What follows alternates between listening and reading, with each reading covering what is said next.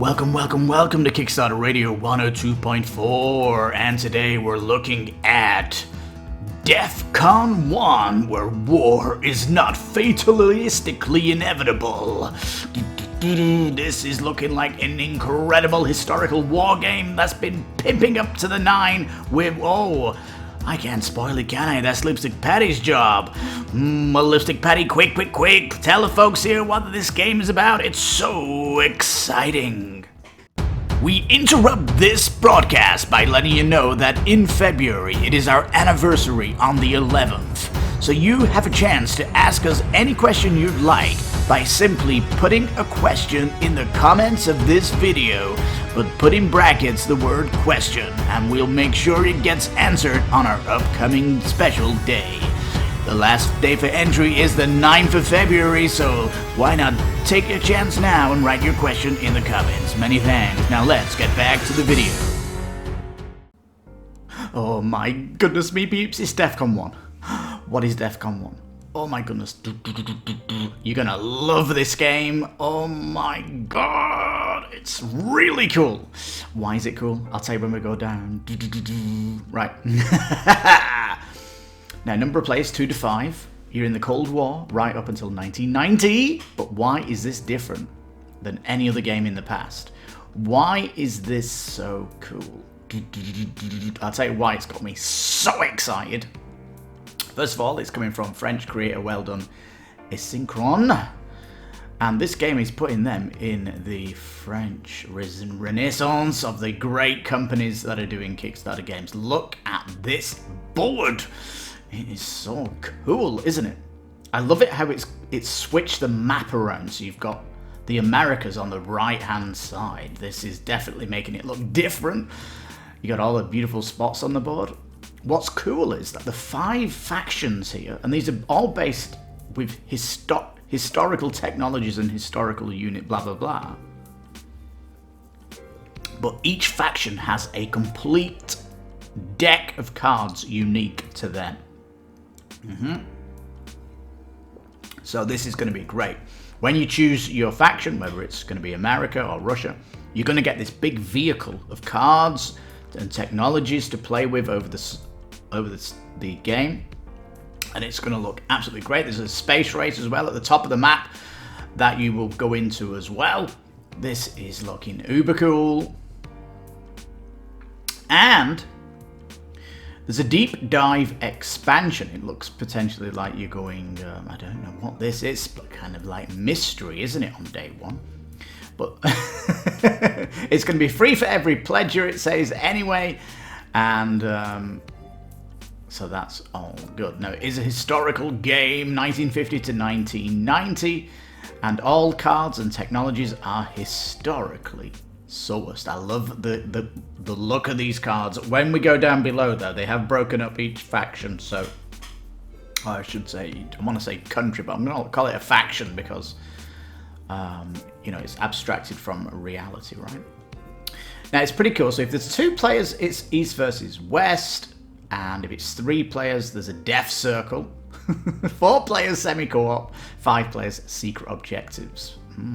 This sounds cool, doesn't it? I don't know why the secret objectives can't come down into the lower players, but hey, why? It is what it is. Blocking things, historical blocks. We've got minor blocks, full asymmetric. Oh my god, yeah. Each block faction has its strength, weaknesses, own technological tree. What? Its own mission objective cards. Oh my god. And pool of units. This is looking epic. Now, it's got videos to link to the phases where you're going to fill your hand up and get your resources. Nice that you're getting research, development and oil, uranium too, and influence, as you'll be going across the map. Very good. The R&D phase. I don't know why these videos aren't linked in to YouTube here. It's a little bit weird that you've got to click on these, but it is what it is. Hang on. Can they fix this in the time of the campaign? How long's the campaign? It came out today. We've got 3 weeks on this, so yeah, potentially they can embed these in. But this is why we have preview pages so we can kind of help you with this kind of stuff, but it's come out like this. So you've got to kind of press these videos, and at the minute, this is the only way you're going to learn the game is through these videos. There is no videos on this Kickstarter page, which is a bit sad, but hopefully it will get more coverage as the campaign goes further. So after research phase, you've got the political phase then, and say this is where you're going to be destabilizing zones or take political control. So that's going to be a nice, it's kind of almost attacking, isn't it? Production phase, then you're going to go into atomic phase, and then operation phase. Dun, dun, dun, dun. So yeah, interesting phases as you're going through. So you get to like, look to see what's happening, get the research, look at what people are doing on the map, then influence the map, then get production rolling. And atomic phase, it does come in though once you've got, of course, nuclear bombs. And then you're going to get like units on the board, so potentially is attacking. Yes. Now, as the Defcon level progresses, depending on actions of the players, new options become available. So as it goes, as it scales up, certain techs are going to unlock. So that's kind of cool. And each player is going to have these mission cards, which is nice. Different ways of winning. And then you've got the space race, which is... I like the track, how it's going on the board as well. Love that. I love the art on the box looking cool. And here we go then. We're getting down to the sexiness of the board and what you're going to get as a player. €70 in the pledge, which is about $85. It is very, very cool. I do like it. I love how big Russia looks here on the strategic map. I love that. You can see how small Europe is here. The epic scale of the Asian, the green faction, whatever that is. You've got the Chinese there. Really cool how they've done it. I really dig it. I love this one nuclear bomb vector to see if you can reach a place with the location of the nuke. It is good. And you've actually got nuke tokens. So, if you nuke an area, it's going to do a big kind of strategic hole. R&D, these little black cubes, I hope that gets stretched to some kind of translucency.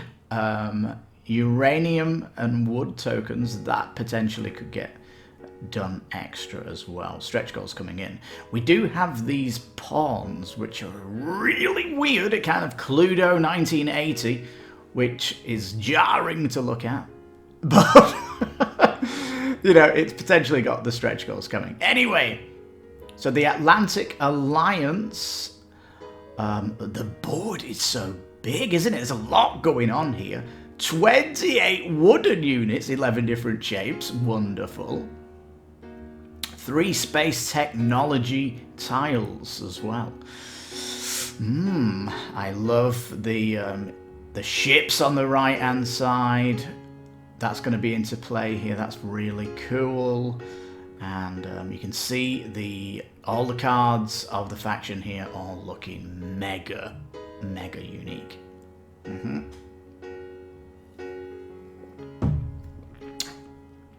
The historical part is there, but it's the game is kind of up front and center though. The history is kind of there, but it's kind of no. The game is where it's at. Put the fun in the forefront is what they're doing, which is good. So yeah, this is the deck of cards you're going to be playing with, and you've got the objective cards. Notice you'll get 8. You're going to be picking 2 of these, so good replayability, even if playing the same faction. Warsaw Pact then, going on to the Ruskies, and again, look at all those cards. It's all unique. I love the look of the cards. So good. Moving down to the non-aligned movement.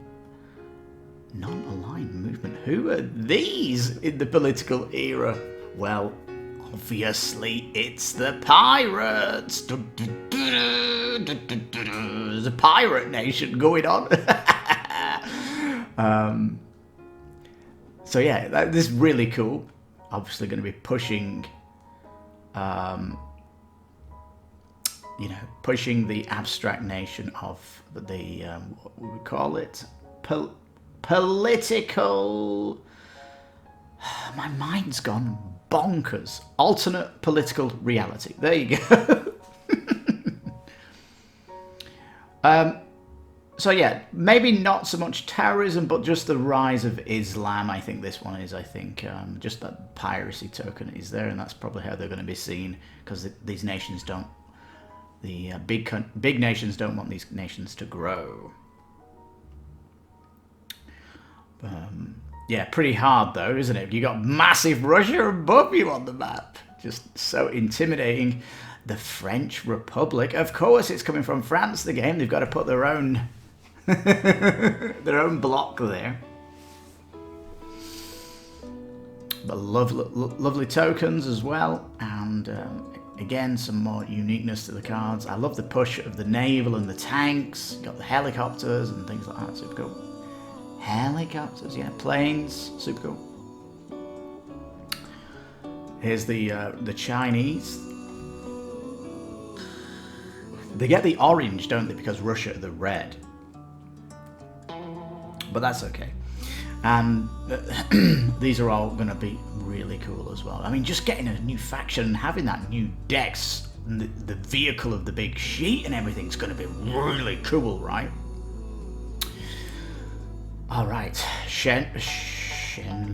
friendly shipping. Zone not in the world. Zone, where's Zone 8? The rest of the world. There isn't a rest of the world, not yet anyway. So hopefully that gets sorted out. I don't know why they've not got Mexico, Latin America. What's going on here? So hopefully that gets fixed. We have messaged the company. So yeah, on the promise of it, you're looking at a political game with lots of technology, asynchronous, a complete different deck between each nation and their own units. And it's going to be controlling the map, strategically controlling it, moving your units. You can get influence political or military, and it just looks very slick, doesn't it? Modernized. And what have you got to do from here then? Just click these videos to see the gameplay, and hopefully we'll get a playthrough somewhere down the line of the campaign. But it's certainly one to watch. It's got me very excited. Look at it. It's got that feel of using old games but modernizing them and bringing in a touch of military and super jazzing it up with 5 factions with their own decks and asynchronous. So, and they've added on the space race, haven't they, which is like even cooler. And they're doing the deep dive expansion pack. What is that? So lots of mysteries to come on this campaign. We'll certainly be keeping an eye on it, and this is why we brought your attention to it. But oh my goodness, it just looks so good. Defcon 1 peeps, we want to know more. Yes, we do. But it's looking like an incredible game, isn't it? What do you think? Tell me in the comments, of course. Well, thank you so much for watching. I've been Lipstickpaddy, your host. This has been Kickstarter Radio 102.4. You take care, stay safe, and bye-bye for now.